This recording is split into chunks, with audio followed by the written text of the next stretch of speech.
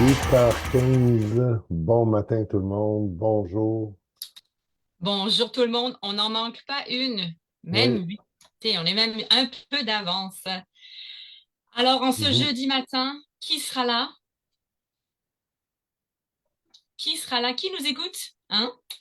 Qui a décidé de partir sa journée du jeudi sur une note inspirante. En fait, c'est vraiment ça qu'on souhaite faire les jeudis matins. On n'a pas officialisé notre règle d'équipe, mais on peut probablement le confirmer. Genre, tous les lives maintenant ont lieu à 8h15.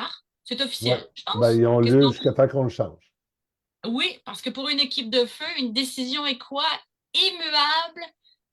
C'est ce qu'on dit? Ouais, ouais, elle est coulée dans le béton, elle est immuable, il est impossible de la changer, on doit la respecter à la lettre jusqu'à temps qu'on prenne la décision de la changer.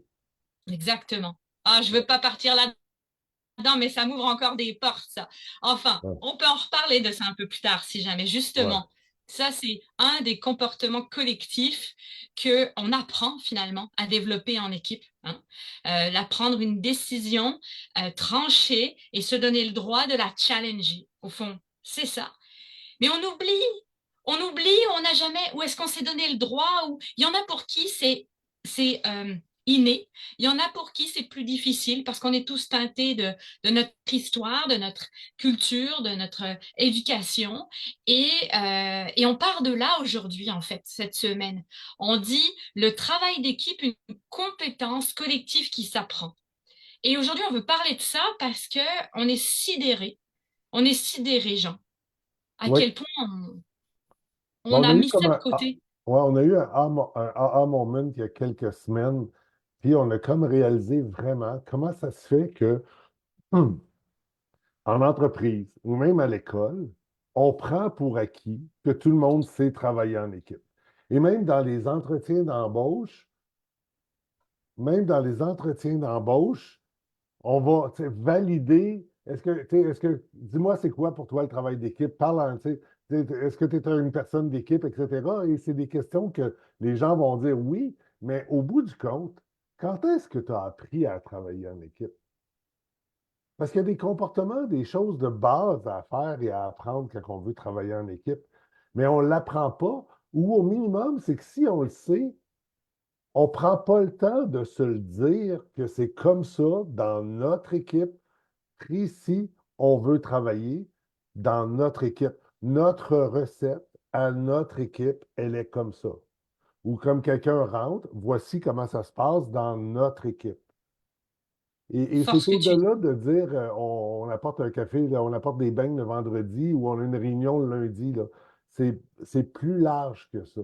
C'est quoi les compétences qu'on veut avoir de quelqu'un qui est une personne d'équipe?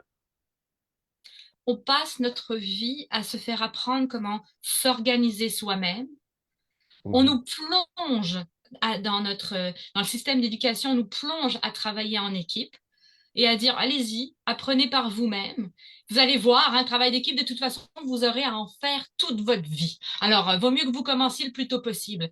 Mais, mais on nous pousse et on se pousse dedans sans réaliser le comment, sans se poser des questions comme tu viens de les nommer, Jean. Ouais. Et je crois que le monde a besoin de retrouver ces compétences collectives, de les remettre de l'avant. Elles sont tout aussi essentielles que des compétences techniques, que des compétences individuelles. Oui, je suis une joueuse d'équipe, je le suis spontanément, intuitivement, je peux dégager ça. Mais quand moi je le porte seul, ça veut dire quoi quand je dois le porter avec quelqu'un d'autre? C'est pas aussi automatique, c'est pas nécessairement pareil. Et puis après même, on se remet en question, on dit, ah mon Dieu, je pensais que j'étais une joueuse d'équipe, mais c'est peut-être parce que j'ai pas appris à m'ajuster à l'autre ou à m'ajuster à la culture de l'équipe ou comment on n'a pas pris le temps de voir comment on travaille ensemble. Et ces trois sphères sont essentielles pour une dynamique d'équipe. C'est drôle, ça me fait juste, je veux juste réagir au commentaire de Sarah, qui dit que, bon, elle travaillait elle fait dans son DEP en cuisine, les tâches étaient divisées dans la brigade et chacun avait sa ou ses tâches effectuées, mais tous dépendaient l'un de l'autre. Alors, nous devions tous travailler ensemble en équipe. Je veux juste réagir un petit peu plus, c'est que de la manière que c'est exprimé, Sarah. et c'est qu'on voit ça souvent, souvent, souvent dans le monde, c'est que on pense que travailler en équipe, c'est que chacun a sa petite tâche dans la chaîne de montage. Et que donc, si chacun fait son petit bout de la tâche dans la chaîne de montage, à ce moment-là, on travaille en équipe. Mais on va au-delà de ça. Ça va plus loin que ça, là, dans la compétence de travail d'équipe. Parce que c'est comment est-ce que, entre individus, on s'ajuste en fonction des réalités de l'autre. L'autre, il prend un peu de retard, l'autre prend un peu d'avance. Euh, L'autre, c'est plus compliqué. Comment tu y aides le soutien? Il y en a un qui s'absente, tu sais, dans une cuisine, il y en a un qui se coupe, il part pendant une demi-heure pour aller essayer d'arranger ça. Comment est-ce qu'on fait ça? Comment est-ce qu'on s'ajuste? Et ça, c'est une des compétences d'équipe. OK, comment ça s'apprend, apprendre à s'ajuster? Ben, je pense qu'au minimum, ça fait partie de la synergie que l'équipe veut développer. Ça Et je pense, s'apprend mais vas-y. ça part du désir, tu le disais tout à l'heure, Jean, quand on se Ouais. préparait, ça part du désir de vouloir le développer, déjà. Ça Mhm. part ensuite d'un désir de recréer de l'espace, on vous l'a dit. Si vous voulez avoir un équilibre entre l'efficience en équipe et l'effervescence, vous devez créer de l'espace pour développer ces compétences-là, les rendre visibles, les Mhm. évaluer et vous ajuster.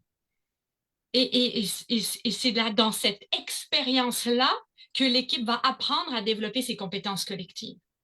Puis c'est difficile pour un leader de se dire, mais moi, c'est ça que je veux. Mais je fais face à des gens autour de moi qui prennent des décisions pour eux en se disant, de toute façon, c'est ma vie et c'est comme ça, j'y ai droit. Il y a de ça, c'est vrai. L'équilibre travail-famille. Oui, Encore ouais, exactement. Et je ouais. veux dire, on n'est pas là à le pointer du doigt, mais c'est vrai que ça arrive comme une très bonne excuse. Il y en a d'autres qui résistent parce qu'ils vont se dire, et on a entendu ça, et puis avec bienveillance, je le partage, des gens qui disent, mais moi, si je commence à devoir travailler sur la synergie d'équipe, c'est du travail en moins que je mets sur des tâches que je dois faire et pour lesquelles je suis engagée. Et ça, c'est de la résistance. Et pour un leader qui veut absolument s'en aller vers plus d'imputabilité collective et développer ses comportements, comment il fait pour, entre guillemets, casser ces réflexes individuels que l'humain a été habitué de faire, de mettre en place, et d'amener ça au nom du collectif. Et là, je pense qu'aujourd'hui, le live, on voudrait aussi vous en aller vers comment développer du langage que vous, en tant que leader, vous allez pouvoir porter et nommer au reste de l'équipe en disant, regardez, là, exactement là, c'est là que je veux vous emmener. Quand vous dites ça ou quand on fait ça, on reste dans nos vieilles chaussettes et on ne va pas dans le collectif où je veux vous emmener. Comment est-ce qu'on Et rend visible l'incohérence ou comment est-ce qu'on rend visible quand il y a un comportement qu'on veut et quand il y a un comportement qu'on souhaite moins? Donc, comment on le rend visible à l'équipe? Comment on se donne le droit de le rendre visible à l'équipe? Et le gestionnaire doit au minimum dire, Hey, groupe, je veux qu'on aille là et qu'est-ce que vous dites? Tu sais, et je tiens à vous dire que dans les prochaines semaines, prochains mois, je vais vous le rendre visible, ces incohérences-là et ces cohérences-là. Tu sais, dans le sens que voilà, c'est voici les bons comportements, voici les bonnes attitudes. Hey, Roger, quand tu as décidé d'aller aider telle personne, puis tu savais que tu finirais plus tard ta tâche, mais au nom du bien collectif, tu as décidé d'aller là, c'est ça un joueur d'équipe. OK? Donc, exact. bravo. Et donc, et de l'autre côté, autant au niveau des incohérences. Là, je te laisse C'est continuer. c'est exactement ça. Puis plus je t'écoute, Jean, plus je me dis c'est exactement là où on va aller la semaine prochaine quand on va démarrer notre formule à l'image avec les gestionnaires. C'est Oui. exactement ce qu'on va faire. Il y a 10 personnes inscrites, on est tellement contents d'ailleurs. Puis ces 10 personnes, ben, on va les sensibiliser à ces comportements collectifs et on va leur redonner ce courage et cet optimisme pour aller pousser ça dans leurs équipes. C'est vraiment là qu'on va être et puis on pense qu'avec cette intelligence collective, on va amener ça. Donc, mais on va vous donner quelques astuces, quelques idées déjà pour commencer. Mhm. Mais si ça vous intéresse de pousser plus loin, vous savez où aller, hein, où frapper à la porte. Regardez, il n'y a pas longtemps, on parlait des 5 erreurs à éviter si on veut devenir une équipe de feu, si on veut pousser ces comportements collectifs.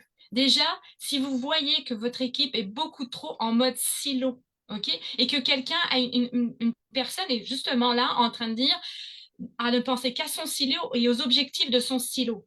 Mais d'abord, moi, à votre place, je reconnaîtrais sa persévérance de vouloir réaliser ce pourquoi la personne a été embauchée. Cela dit, je la questionnerais. Au nom de quoi tu fais ça? Au nom de quoi pour l'équipe? C'est un langage, ça, c'est une question puissante qui peut aider la personne à dire, oh, il n'y a pas que mon silo qui existe. Mhm. Au nom de quoi? Au nom de quel objectif? Prépare-toi en tant que leader à avoir aussi une partie de la réponse. Hein? Je veux dire, coince-la pas dans le coin du mur là, pour ça, mais amène-la, prépare-toi à avoir des objectifs transversaux pour dire, regarde, ça, ce que tu fais là, moi, pour moi, quand je pense à vision d'équipe et ben, je pense à ça. Je pense que ça peut nous amener là. Donc, au nom de quoi, c'est essentiel. Ensuite, il y a, si tu vois, oh, tu veux répondre, Vas-y, moi, je voulais vas-y, passer à la vas-y. suivante. Vas-y, parce que je vois l'heure passer. Moi, Continue. c'est ça. Puis là, des fois, là, tu t'observes toi-même, tu observes les autres et tu dis, My God, on est surchargé, on est des robots, on n'arrête pas, puis on ne prend jamais le temps de s'améliorer et on reste dans des faucons. Et si tu perçois que vous êtes des robots, ben, c'est le temps déjà juste déjà de le nommer en équipe à une prochaine rencontre en disant, wow, on est surchargé, hein? Regardez à quel point on est que focus là-dessus, mais on n'y arrive pas. Et si on continue là-dedans, on va traîner des choses, des lourdeurs qui à moyen long terme vont nous pourrir la vie. Donc, ce serait quoi notre plus petit pas possible pour que dans cette situation-ci, déjà, on aille mieux?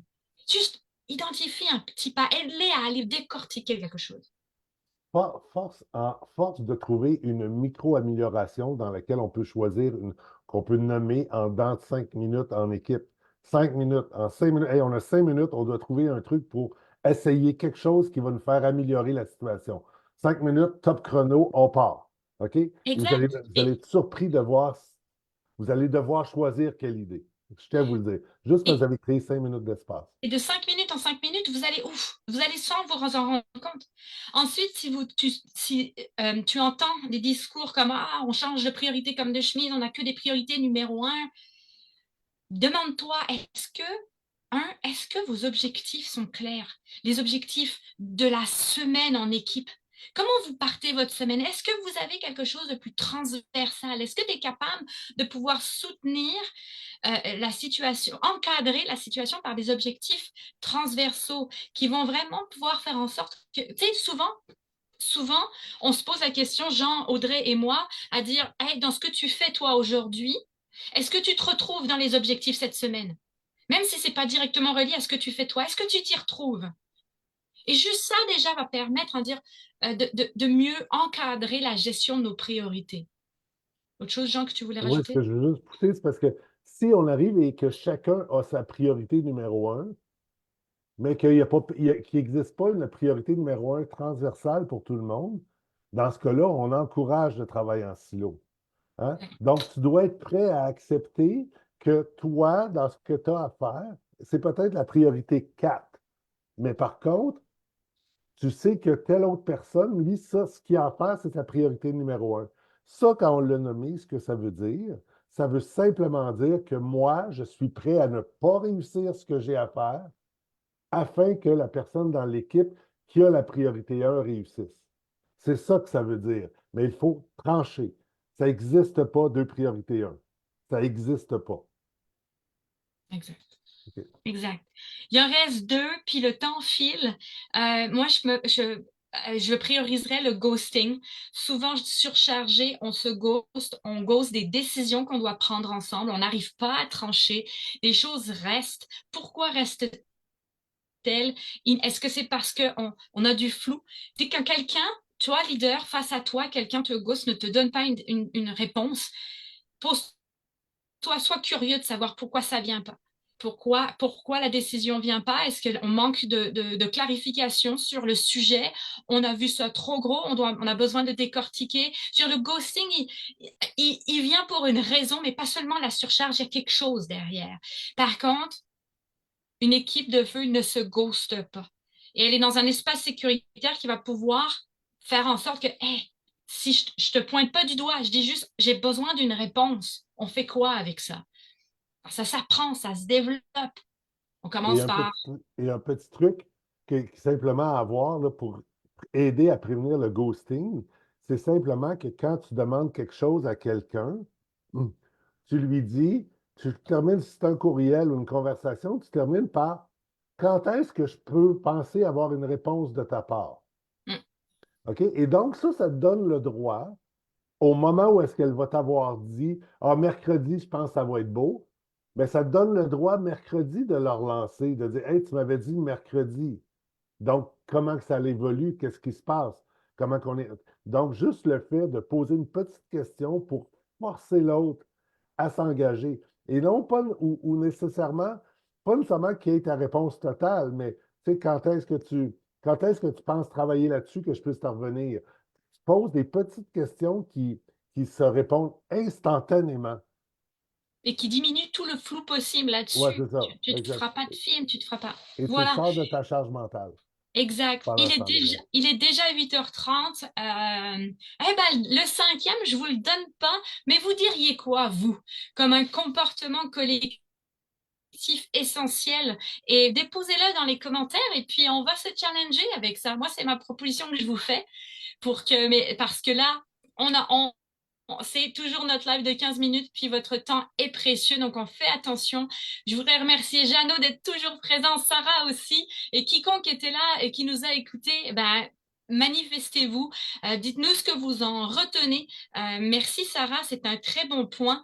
Je trouve que tu nous as apporté un très bel argument quand tu dis c'est ça le défi, vous êtes là pour nous coacher là-dessus. Effectivement, il y a travail d'équipe et il y a travail d'équipe. Il y a deux façons de le voir, comme l'a très bien expliqué Jean aujourd'hui. Alors, bon jeudi tout le monde. Bon jeudi, Jean. Tu parles la Oui, elle veut pas, je musique? sais pas pourquoi je la parle. Elle ne Je la veut pas, repars. c'est pas grave. Ah, Mhm. j'adore. Ouais, Jeannot. Ouais. Et Sarah, non, c'est pas des nouveaux cheveux.